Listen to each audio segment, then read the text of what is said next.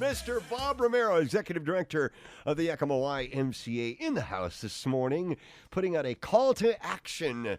Right, Bob? Good morning. Thanks for coming in. Good morning. Thanks, Lance. Yes, we're sitting here, and it's been an interesting thing. We've been closed for 5.5 months, other than some limited lap swimming that opened just under a month ago. Gosh. And when we look at this, obviously we want to operate safely, and we want to provide good health for people in our valley, but we look at the issues of really the equity of how this is being handled and managed, and really look at this and say, this really is a situation that from the standpoint of indoor fitness is really not equitable with what's going on in our state. And as we look at this, just point of reference, several weeks ago I submitted a request through the Yakima Health District to the State Department of Health that the request was to allow all fitness providers in Yakima County that agreed to operate within Phase 2 protocols of the governor's plan to open. And so not just for the Y, but Sure. for all operators. That's the kind of guy you are, brother. The equitable thing to do. And so that was a request we submitted to the Department of Health. And that has not gotten traction from the standpoint that the Department of Health took us from being considered individually as a county and lumped us together with Chelan, Douglas, and Benton Franklin counties. No other counties were put into groups like that. And so all of a sudden, Yakima County, which is moving in a very positive direction, thanks to people being cautious and taking appropriate precautions, we're now being, in a way, penalized for Chelan Douglas County is being called a hot spot, and we've been kind of frozen in this modified Phase 1. And so really going back and looking at that, one of the things that the Department of Health puts out is their dashboard metrics Right. that they put out they consider for moving counties through phases. And I really went back and did some analysis of these metrics. There are 4 primary ones that they consider. What's your rate of newly diagnosed cases over a 2-week period based on 25 per 100,000, which is a number at 63 for Yakima County, is just not realistic over a 2-week period.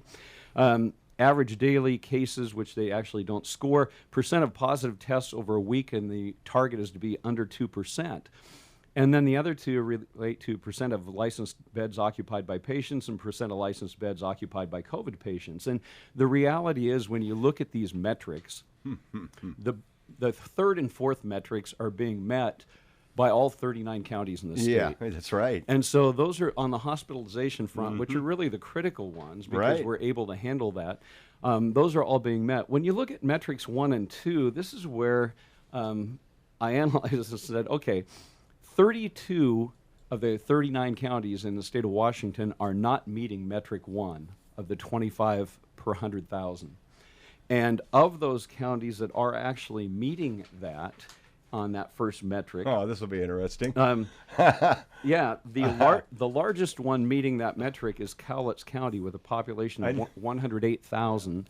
Island County is next at 85. The others are all under 17,000 in population.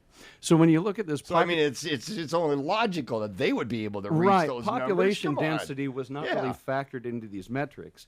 And then the second metric, which is being below 2% positive cases over a week, 8 of the 9 counties that meet that metric have populations under 25,000 for their county. Wow. And the only larger county, which is kind of an outlier, is Whatcom County meets this metric with 225,000 people.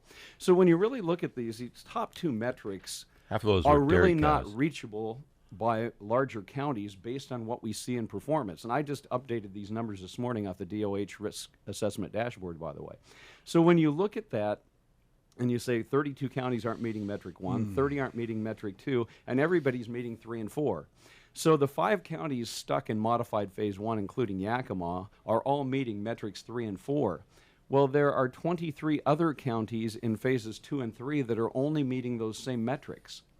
And so in those counties, they can have indoor fitness. In 34 of the 39 counties in the state, it's being allowed.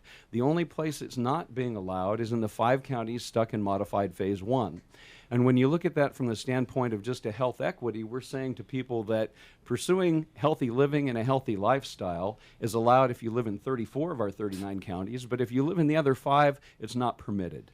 And from our perspective, that is not health equity, and that is not a fair situation for the people of Yakima. How dare you bring accurate statistics and common sense into the conversation? Bob, Well, come on. How dare you? When you when you look at this so what we've done is we issued, through our members, late yesterday, a call to action, and we gave them email addresses for Dr. Wiesman with the Department of Health and a couple of representatives of the governor's office, and we said, we can speak up as health operators and fitness operators, and we've been doing that.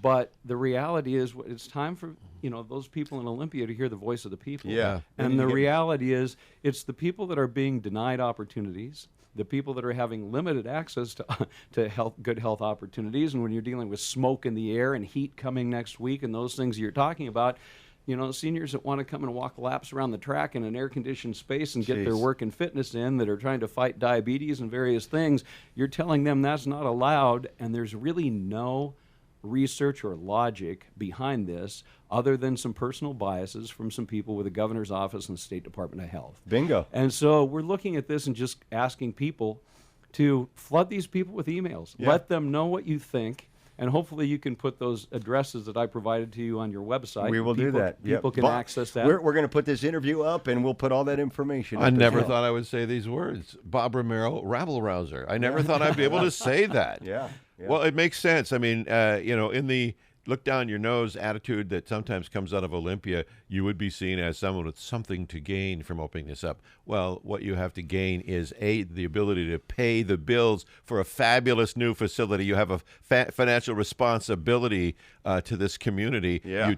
You were graciously allowed to take funds from organizations and people who wanted to support this, but you still had to scare up the money to pay what you got to pay. And you're not collecting any dues, right? I mean, you've Correct. had to suspend all of that kind of stuff. We've got outlaw, quote, if you will, physical fitness places where people are going into because they want to be able to work out. That's generated the whole Anytime Fitness snafu out in Sealick, because people want to work out. That's clear. And so you're absolutely right, Bob. It's time for people to say, look, we played this game, we've tapped, danced, we've done everything you've said, but let's go back and take a look at what Bob points out. The numbers show clearly a bias. Explain this bias, or let us open up like everybody else. Especially, I can't think of anybody who would be more responsible in how they'd set up their protocols than you, Mr. Romero. Thank you. And I just know that it would be a real breath of fresh air that this community would enjoy. I have no doubt. So now it's what? It's on people to make those calls and do Call their to thing. action. Right? Yeah, right on. I mean, send out the word. I mean, I really think if the Department of Health hears from, and to give you an idea, we've been in contact with the Washington Fitness Alliance, and they represent, private fitness clubs throughout the state. And we, I sat in on a call with them for representatives of the 5 counties last week. And, it is this thing that we're spreading the word that, put it out to your members and ask them to activate. Right now, the only 2 YMCAs in the state not being allowed to run facilities are Wenatchee and Yakima.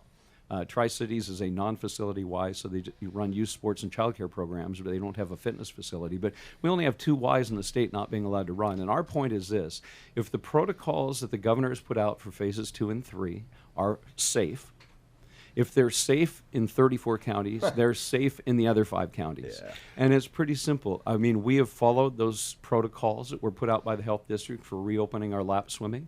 And a lot of the private fitness operators that I have spoken with, including, Chris Bell here in Yakima from the athletic club, I mean, they want to follow the protocols and keep people safe, and they want to provide a safe atmosphere. And everybody agrees that's what we want to do. We want to do this correctly, but we're not being given the opportunity to do it safely and to serve the people that are members of our organizations. And you're right. I mean, from a selfish standpoint, I've got a beautiful building that this community made a huge investment in. Right. I have a board that feels an obligation and a sense of fiduciary responsibility to ensure that that facility is there for the long term for this community. And when you go 5.5 months without revenue, you are challenging and really taking a nonprofit organization to the limit. Wow. And so there is a point in time where, from the standpoint of preserving the Y after 113 years of serving this community, preserving the Y for Yakima is something we feel is critical. I mean, it's serving 9,000 kids a year through outreach programs and youth sports and childcare, and those things are critical to what we do. But the fitness thing helps fund and fuel that. That's right. And if we don't have that opportunity to go back and run our organization for the betterment of this community with the other things that we do, then if you take away a piece of it, you take away all of it. And we're in that position that it's time. You can only sit on the sidelines for so long, and too many businesses have been damaged. Too many people have sat, and, 5 weeks is one thing. 5.5 months is another. There's a lot of folks who are sitting watching their businesses die that could use a little stress relief, making a few laps on your track just to help them get through what they're getting through. You know? And it, just in terms of fairness and equity, when you look, Washington's one of the most restrictive states in the country when it comes to indoor fitness. There are very few places that it's not open around Let me the ask you nation. this. This is between us kids, because I know Jay isn't listening. You're not listening, are you, Jay? Okay, no answer. Are those 5 counties all part of the 4th Congressional District? That you think he carries any heartburn? I will let you guys get into the voting dynamics of those 5 counties. But, well, it's serious enough, Lance, that some of those singing frogs have been seen leaving the building. Yes, so they we have. got to put the brakes on Yes, they before that have. happens. yeah. Bob, you have well, you know some- where the singing frogs hang out, right? at Lily's pad. But anyway. Oh!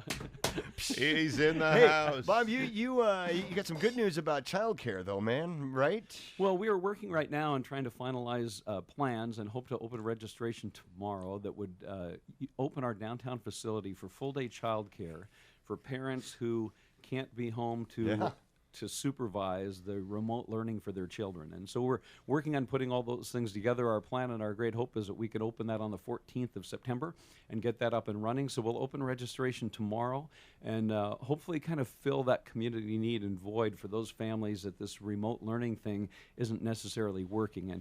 And we do work, it's a state licensed child care program that we run, and so we work with Working Connections Child Care. So those people that receive state assistance for child care are certainly eligible to be part of this program, as well as people that want to pay privately. But the idea is that if we can accommodate some kids and families where this remote learning thing isn't really working, and provide not only supervision for the remote learning, but also some fun activities in our downtown building that kids will have a chance to do, and hopefully get our pool up and running for them down there and do some things like that. So we're getting ready to kick off that registration and open that up tomorrow. All right. Look to our website at newstalkkit.com.